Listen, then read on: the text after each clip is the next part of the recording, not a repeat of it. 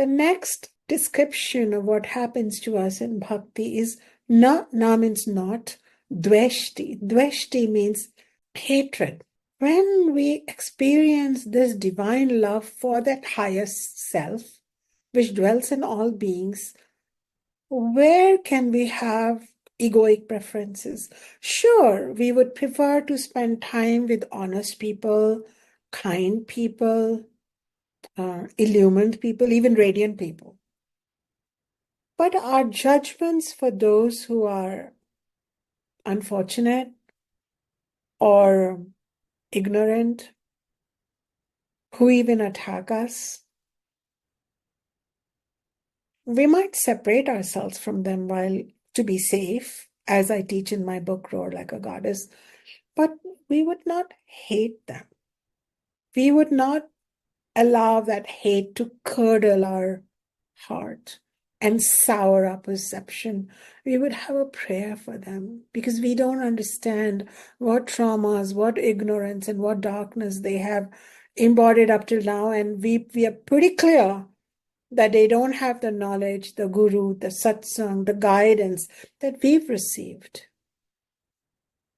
And that is why Jesus said, forgive them, for they know not what they are doing. In bhakti, we assert boundaries, but it follows up with compassion and prayer for them. So there is no hatred. We see the divine in all beings. In fact, this divine love is so much that it just flows unconditionally.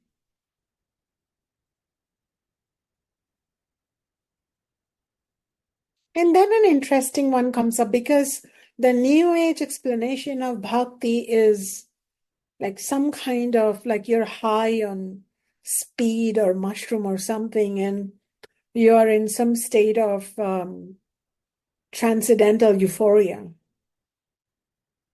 Yes, that rasa of joy is there, but still, I would like to say naramate does not rejoice. What? It does not rejoice in egoic wins, egoic victories, egoic moments of flattery, and egoic moments of, yeah, I'm feeling so good, because it might be followed by I'm not feeling so good now. It is not the joys of worldly pleasure. There is ananda from inwardness, right? That bliss is different from this happy in the world. Oh, I'm so happy. Oh, it doesn't go far, does it? The true joy comes from an inner communion and inner knowingness.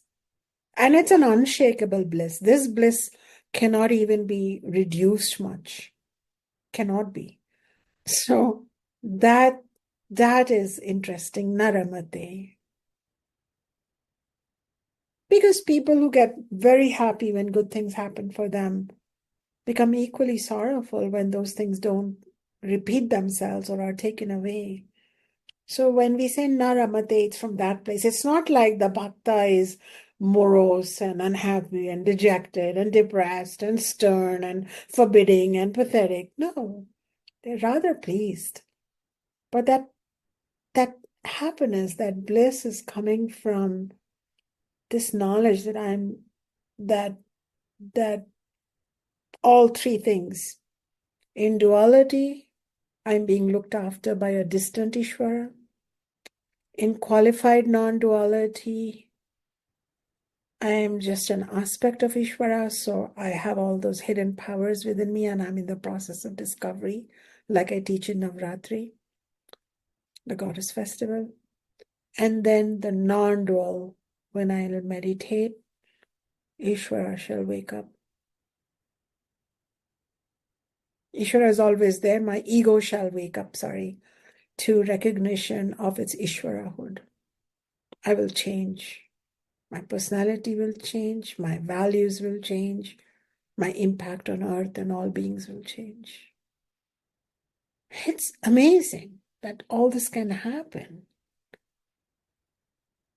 There is tremendous bliss in all three versions of proximity with Ishvara,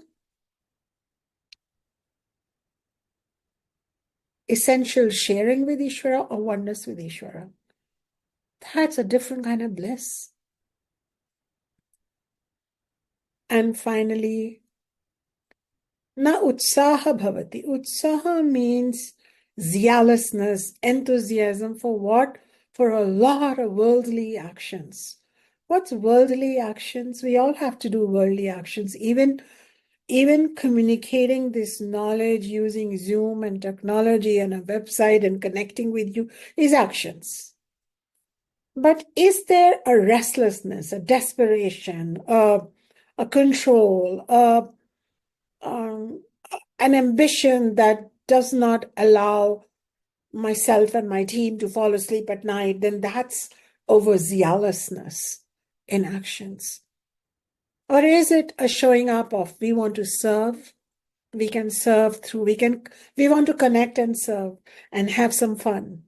And how can we do this? And how can we collect a global community of deep, deep seekers and really convey our message without overselling it and overdoing it? And we tried this model. Oh, yeah, but this works, and that one, and a little bit of this. And let's create something new. And yes, these are actions, but if they are coming from personal ambition and a lot of ego fanning, then this is not what a bhakta will do.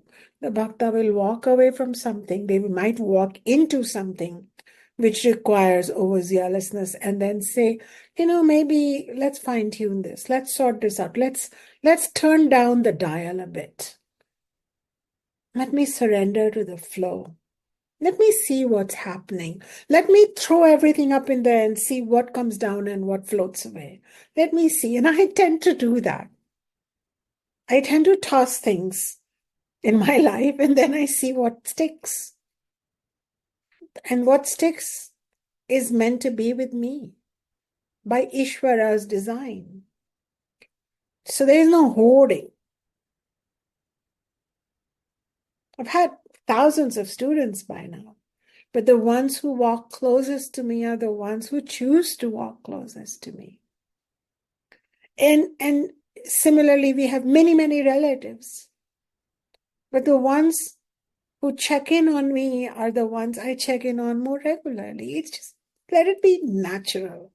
Let it not be, I'm a savior of my relatives and I'm what is it? I have volumes and numbers to show of how many students and I've been working on my fourth book, and for example, in my case, I recently realized I don't think I like this book right now. I think I'm going to let it die. This is what I wrote my editor.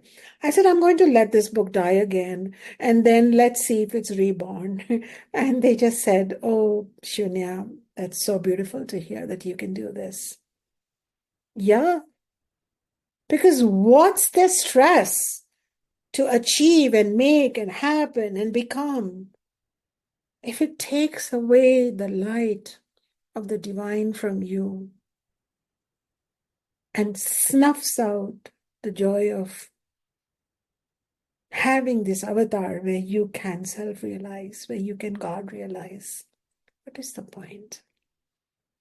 So in summary, this sutra is really helping us understand that a transformative process occurs when a devotee becomes a siddha, perfect in their bhakti, when they become imbued with amrita or immortal essence. They have freedom from samsara. They are in the samsara, they are in the world, but they are not of the world. They're not completely shaped by it. And they become tushta because they are tusht within, they are satisfied within. What happens when these three things are achieved? Then there is a mental and emotional equanimity, and there is compassion and um, a quietening of ambitions and desires, and definitely no room for hatred in this heart. So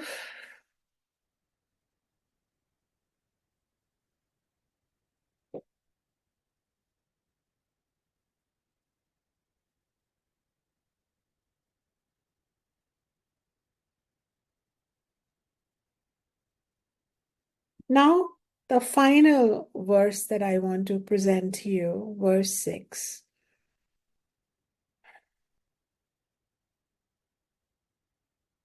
That it is like, what is the internal state after this bhakti has become really, really steadfast within us? Or after this, we're going through this bhakti process. Yad gyatva mato bhavati, stabdho bhavati, atmaramo bhavati. By knowing bhakti, by knowing it in your heart, by knowing that param prema, that high love for the highest self, which also dwells within you as Atma, which is Paramatma, Ishvara. One becomes, what happens? Matto bhavati. One becomes as if intoxicated with love. Now, don't think intoxication, that word is being used at all irreverentially or mindlessly or carelessly. It is an interesting use of that word. Every word, millions and billions of words in the Vedic literature are used carefully. We become intoxicated by the world. We become intoxicated by ambitions. We become intoxicated by false love. We become intoxicated by love that pulls us down. How many of us have regretted falling in love? But the rising in love that happens due to bhakti, it's nice. It's a condescending way to allow us to be intoxicated again.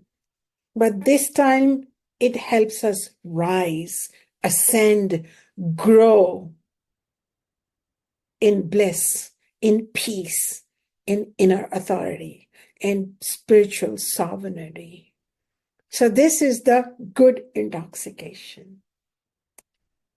And when another reason this intoxication has been used, mother, why it has been used is because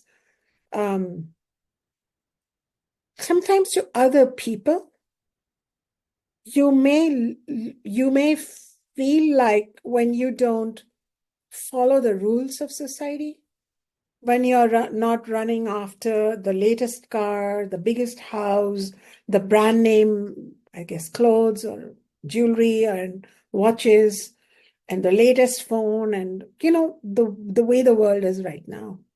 It's just intoxicated on the latest, the biggest, the more.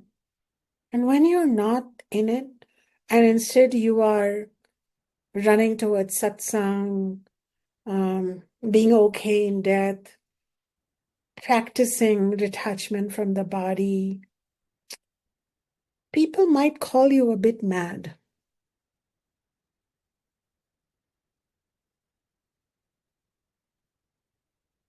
And and and this matto bhavati, matto comes from the word mada. Mada comes from moha. So don't worry about the Sanskrit, but the point is that as a bhakta, we have to understand that we are intoxicated by something else, by the divine truth, by the divine light. Sometimes we may end up forgiving people who don't deserve our forgiveness, but hey, that's what a mad person does. Sometimes if you read the poetry of Rumi, it felt like Rumi would, is writing poetry for alcohol, but really what he was intoxicated with bhakti, the Rumi poet. So we have poets like that, Kabir, Tulsidas, we have many poets, Mirabai. They were intoxicated. So they become a little more driven by divine love more than desires, material desires and material plan. You grow up, you go to a school, then you go to college, then you get a job, then you must have this and you should do that, and this has to. They do their duty, they are dharmic because they now know that Ishvara dwells everywhere. But they don't do it from a grasping, grabbing place.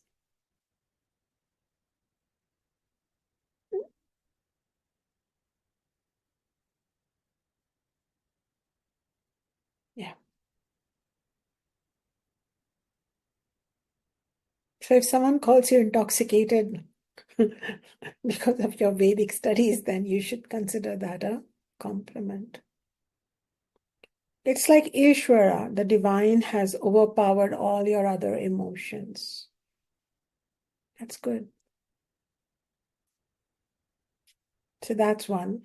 Matto bhavati, intoxicated, you become. Then stabdo bhavati. Stabda means steady, equanimous. So no matter what the circumstances are, pleasure or pain, they can't shake your inner conviction, your inner peace. Come quite steadfast. And it increases every day. And I'll talk to you in a bit, but you might notice that it's increasing for you, that steadfastness. Those circumstances can get to you, but not really, or they bother you at the periphery, but not at the core. And with each day passing in satsang and in bhakti, each day you will feel more steadfast. Stabdo means you become you're like a rock. Nothing can move you like that, you know. And so we have countless stories in the Upanishads, the Puranas, the Mahabharata, the Bhagavad Gita of these bhaktas who were challenged in every possible way and they stood resolute. And one of the stories, I've shared many stories, but one of the stories I shared was of Prahlada, how Prahlada was burned and thrown from mountains and whatnot, but his conviction in Vishnu did not shake. And Vishnu then showed up as a half lion, half human form, Narsimha avatar of Vishnu, from the pillar to rescue him from the cruelty of his own biological father. The more the isness of that divine truth, the more the strength of the steadfastness within you. And finally, Atma Ramo Bhavati means one becomes satisfied in the self. You become very self-content, self-fulfilled, self-sufficient. I cannot explain it, but from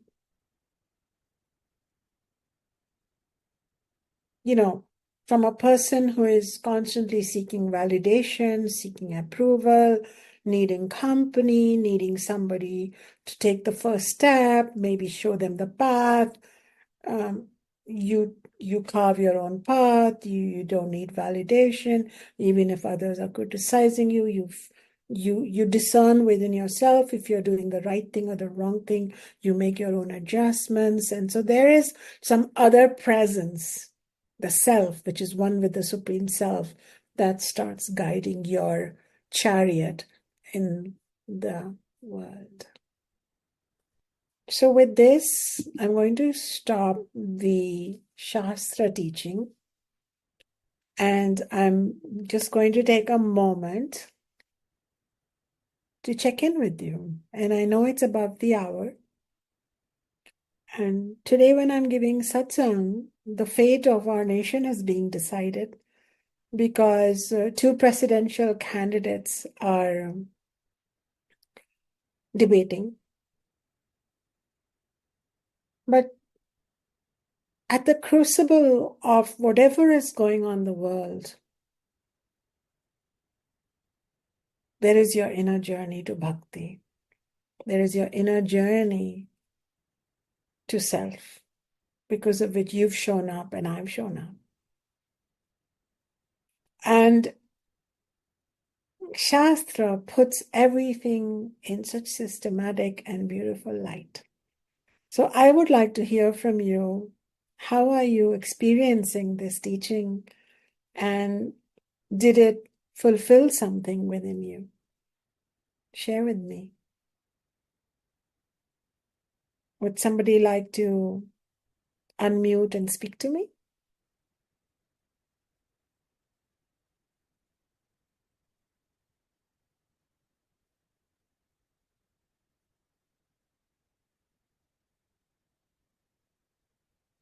Can go. Is that okay? Yes, Nancy, go ahead. Great. First of all, I'm really happy to be back to see you in person after so long. I've been following you on YouTube and everything else, but it's really a treat to be able to be in your class today. And I really appreciate your new format of this circle. And your teaching today was really resonated with my soul today because I think I always feel being attracted or had that sense of love for God or the divine. But today, the way you spoke about it today really resonated with me. Kind of, it made me feel like, oh, that's what, I think probably you're talking about much bigger things than that. But in my own experience, I always felt loved by God or like being, felt that presence. And Beautiful. so today you spoke about that. And I was wondering when you were talking about what it feels like, because you have talked about Santosha before. So I was wondering if what you were describing today was Santosha, when we talk about the happiness, that not wanting anything, the being content. Is that the same as of Santosha, or is that a different kind of? Yes, yes. There are many words to explain the same thing, but the concepts are the same. And so Santosha, Tushti, these are all similar things, and they are talking about the goddess of Lakshmi and feeling fulfilled from within, really deep within. Yes, wonderful. Thank you. We have time for one more person. How did you experience the sutras, the sutra style of teaching, and what impact did it have on you? Rachel, I see your hand is raised. Let's hear from you. Hello, Acharya Shunya.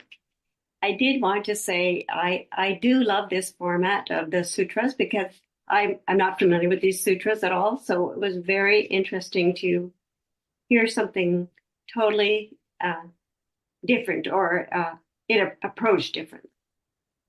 So I appreciate that. And it just makes me smile right now when you said Krishna starts guiding our chariot. I wanted to share with you that my friend gave me 3 glossy pictures. One was Vishnu, the other was Krishna, and the other Hanuman, all in one package. So this is my Krishna. Are you able to see? Not really. No. Okay. Sure. Why? Well, anyway, I will post it. But I was also very surprised to have these pictures gifted to me. And just like when you said that Krishna starts guiding our chariot, I just can't even believe how these things physically manifest by others gifting them to us. Beautiful. Synergistic occurrences. Yes. Our life starts changing. First, perhaps you notice it externally, but begin the habit of noticing internally also. What are those changes that are happening within? And the receiving of images, waking up just at sunrise when the sun is coming out, hearing some beautiful words from the mouth of any person, be they of any religion. It's something that reminds you of your universal path. All these are messages from Ishvara. Many blessings to each one of you. Jai Ma, everyone.